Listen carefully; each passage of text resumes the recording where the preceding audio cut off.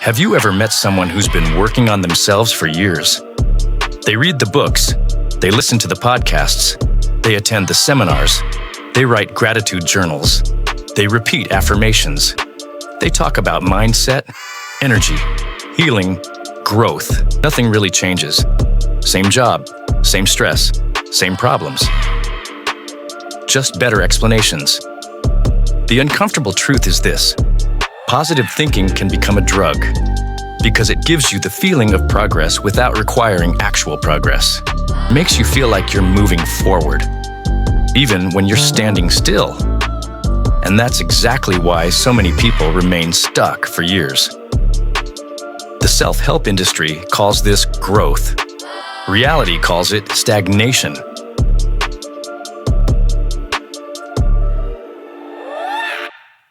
Today, we're going to talk about one of the biggest lies in modern self-development. The idea that changing your thoughts is enough to change your life. Because sometimes, positive thinking isn't helping you move forward. It's protecting you from confronting what's actually holding you back. And the moment you understand the difference, everything changes.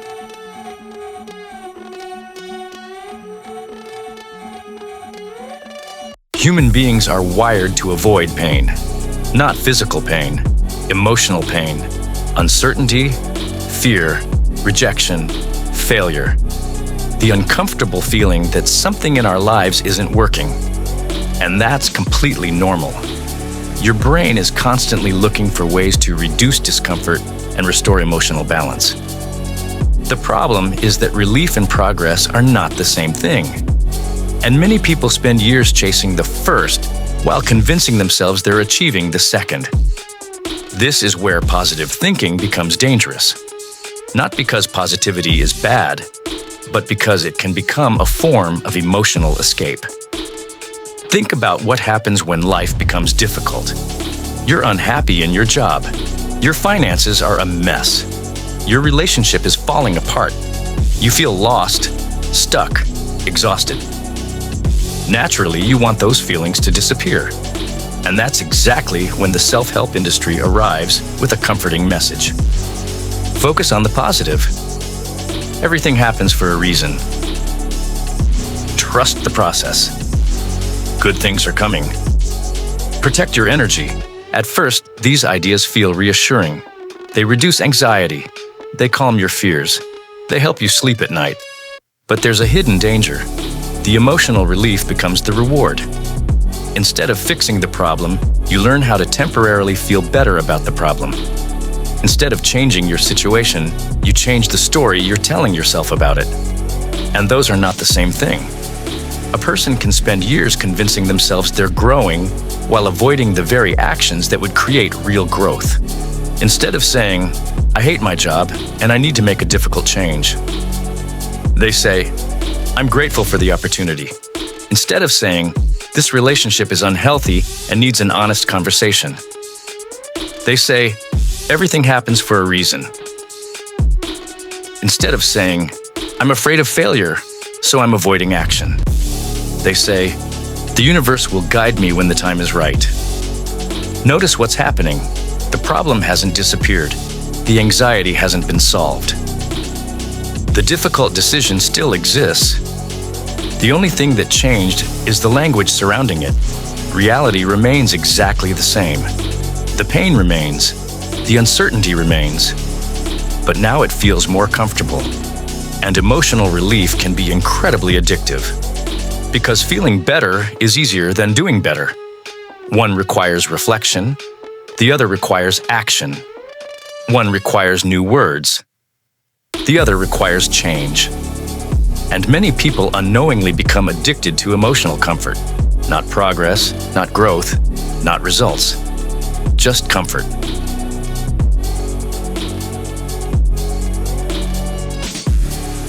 Imagine you're driving down the highway. Suddenly, smoke starts coming out from under the hood. The engine is overheating. Warning lights are flashing everywhere.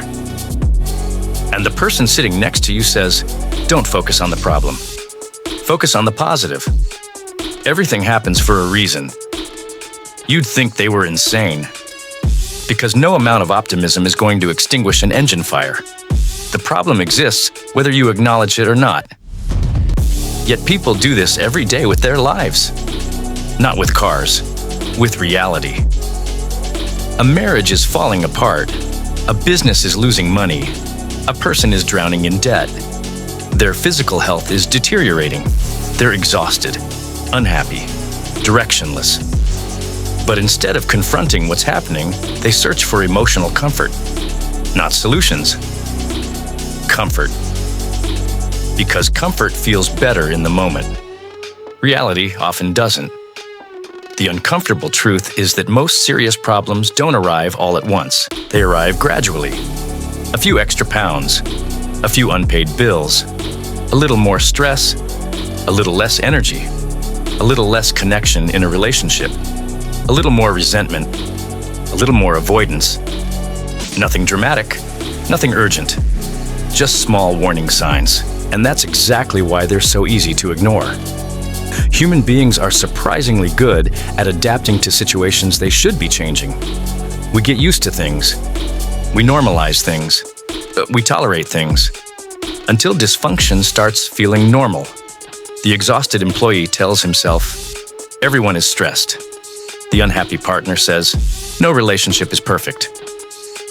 The person drowning in debt says, I'll figure it out eventually. The individual who feels lost says, I'm just going through a phase. Sometimes what we call acceptance is resignation, and sometimes what we call positivity is simply avoidance wearing a smile. That's what makes this dangerous. Positive thinking can become a shield that protects us from information we don't want to hear. Information like, this isn't working, this needs to change, this can't continue. Those messages are uncomfortable. But discomfort often serves a purpose. Pain exists for a reason. If you put your hand on a hot stove, pain tells you to move it. Imagine if somebody convinced you to ignore the pain and simply stay positive. You wouldn't solve the problem. You'd burn your hand. Life works the same way. Emotional discomfort is often trying to tell us something. Not that we're broken, not that we're doomed, but that something requires attention. Something requires action. Something requires honesty. And honesty is where real change begins.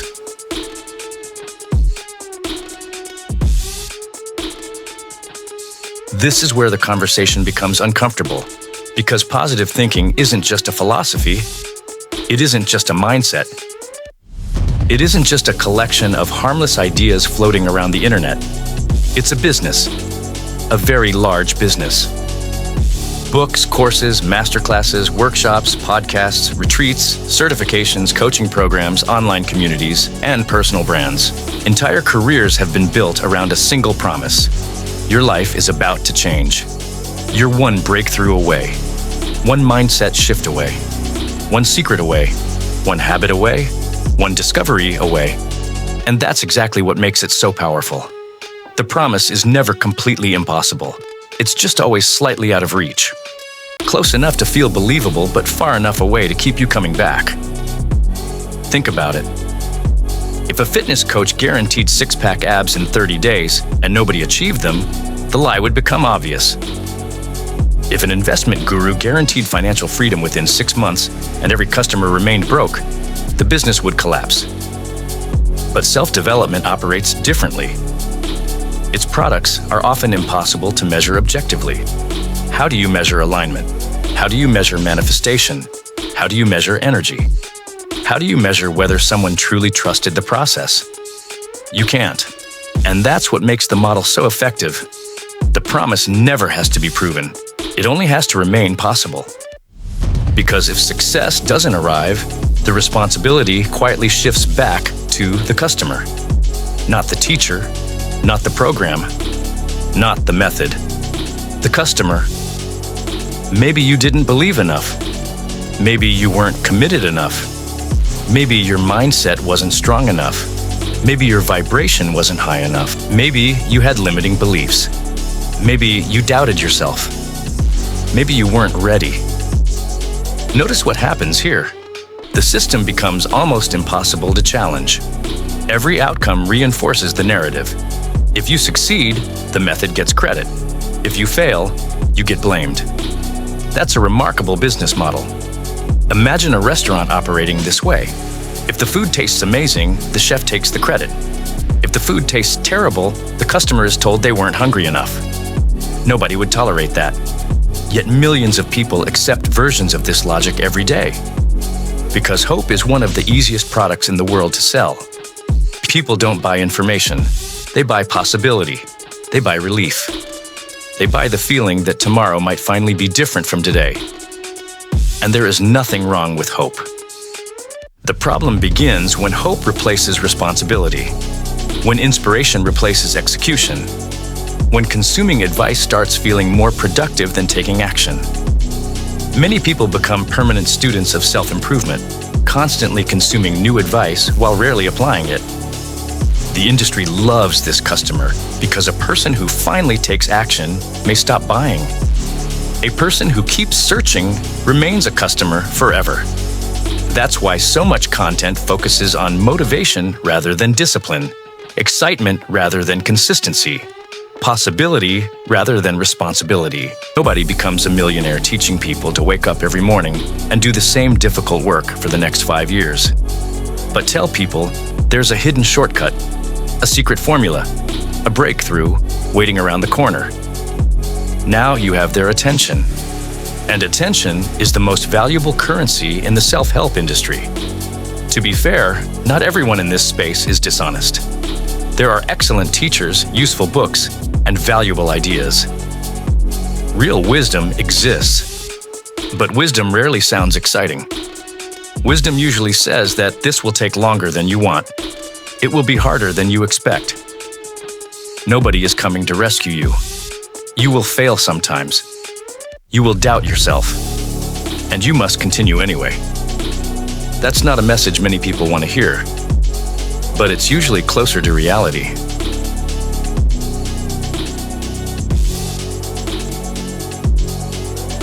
This is the part nobody posts on Instagram. Nobody shows the frustration, the self-doubt, the boring repetitions, the setbacks, the failed attempts, or the months when nothing seems to happen. People love showing results, but very few people show the price. And that's why so many people develop a completely distorted understanding of growth. They assume progress should feel exciting. They assume the right path should feel natural. They assume that if something feels difficult, uncomfortable, or exhausting, they must be doing something wrong. But real growth rarely feels the way people imagine. In fact, it often feels like the exact opposite. Think about almost anything worth achieving. Building a business, learning a skill, improving your health, saving money, repairing a relationship, developing discipline. None of these things feel good in the beginning. Most of them feel inconvenient. Some of them feel frustrating. A few of them feel downright miserable. Because growth requires change, and change creates resistance. Your mind prefers familiarity. Your habits prefer familiarity. Your comfort zone prefers familiarity, even when your current situation isn't making you happy. That's one of the strangest things about human nature. People often choose familiar discomfort over unfamiliar opportunity. Not because they're lazy, not because they lack potential, because uncertainty feels threatening. The moment you start changing your life, your brain begins searching for reasons to stop. This is harder than I expected. Maybe this isn't for me. Maybe I'm on the wrong path. Maybe I should wait until I feel more motivated. And that's exactly where many people quit. Not because they're incapable. Not because they lack talent. Not because they were destined to fail. They quit because they mistake discomfort for failure. They assume that struggle is evidence that something is wrong, when in reality struggle is often evidence that something is changing. The gym provides a simple example. Nobody expects stronger muscles without resistance. Nobody expects physical fitness without effort. Yet when it comes to personal growth, people suddenly expect transformation to feel comfortable. They want confidence without risk, success without uncertainty, results without repetition, and progress without sacrifice. But life doesn't work that way. Every meaningful improvement demands something in return. Time, energy, patience, consistency, responsibility, and sometimes the price must be paid long before the reward arrives. That's the part most people never talk about. There are periods where you work hard and nothing seems to happen. You stay disciplined and nobody notices. You remain consistent and no reward appears. You keep showing up and still feel uncertain. From the outside, it can look like failure. From the inside, it can feel like failure. But often, it's simply the process. Roots grow before trees. Foundations are built before buildings. And progress frequently happens long before results become visible. Positive thinking often sells a very different story. It promises ease, flow, alignment, and effortless success. It creates the illusion that once you're finally on the right path, everything will somehow feel natural. But that's rarely how reality operates. The people who achieve meaningful things aren't positive all the time. They're not constantly inspired. They're not endlessly motivated. They're not walking around feeling unstoppable every day. They're committed. They continue when they're tired. They keep going when they're discouraged. They push forward when they doubt themselves. They stay committed when results are slow. They show up when nobody is watching. And they persist when motivation disappears. That isn't positivity. That's resilience. And resilience is infinitely more valuable. Because positivity helps you feel better. Resilience helps you keep going. And in the long run, the people who keep going almost always outperform the people who are simply waiting to feel good.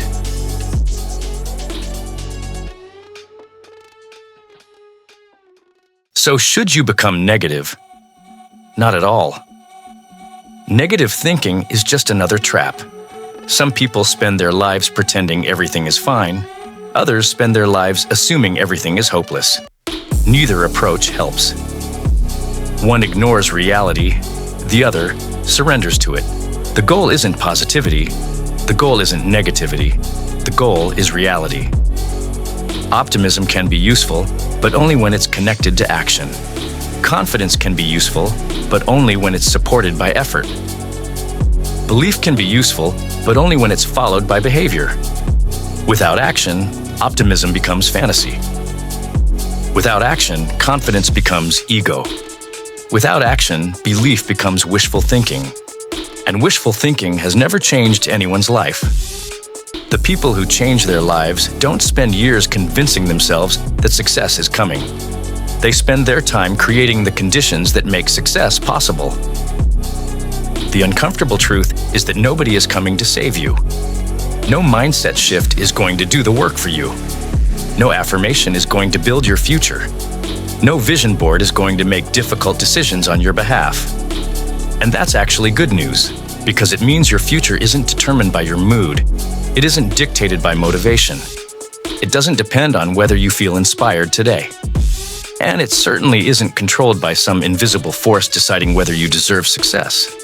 It's shaped by what you repeatedly do. The people who move forward eventually stop searching for the perfect mindset. They stop looking for the next breakthrough, the next secret, or the next shortcut. And they start dealing with reality as it is. That's the difference. Success doesn't belong to the most positive people.